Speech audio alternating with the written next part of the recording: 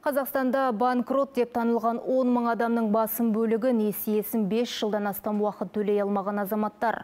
Ал 10% әлеуметтік осал топтар екен. Олардың банктер мен микрокредиттік ұйымдарға жалпы қарызы 21 миллиард теңгеден асып түскен. Елімізде былтырдан бастап жеке тұлғалардың банкроттығы туралы заң күшіне енгеннен кейін жалпы 90 мыңға жуық азамат құжат тапсырыпты.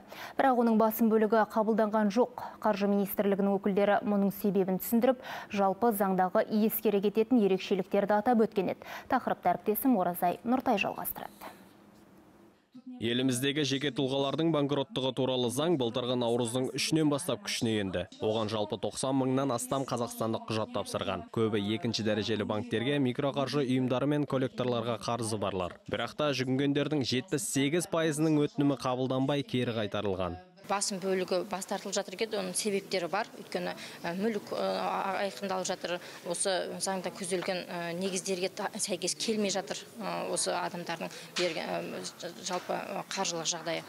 Сол себептен осы бүгінгі таңда басым бөлігі бас тартылып жатыр. Банктер мен микрокредиттік ұйымдарға берешегі барлар банкрот деп танылу үшін шартқа сәйкес қарызының мөлшері 5,9 миллион теңгеден аспауы қажет. Ортақ меншіктегі мүлікті қоса алғанда өтінім берушінің атында үй мен жер болмауы тиіс. Сонымен қатар несиесін кемінде 12 ай төлей алмағаны расталу керек. Негізгі талаптар осы. Бәрі түсіне кету керек.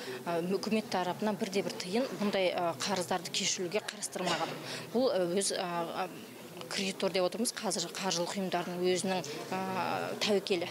Және де ол мүлдем төлей алмай жатқан азаматтар ғой. Қазіргі 10 мың азаматтың ішінде басым бөлігі осындай қарыздарды 5 жыл бойы төлей алмаған. Бұл 10 мыңнан астам азамат банкрот деп танылған сәттен бастап, енді 5 жыл өтпейінше қаржы ұйымдарынан несие ала алмайды. Оған тыйым салынады. Ал келесі банкроттыққа 7 жылдан кейін ғана шыға алады. Бірақ бұл азаматтардың қаржылық жағдайы 36 ай бақылауда болады екен. Айта кетсек, жеке тұлғалардың банкроттығына өтінім бергендер саны бойынша Алматы облысы мен Алматы қаласы көш бастап тұр. Оразай Нұртайұлы, Рашиден Якупов, Алматы телеарнасы.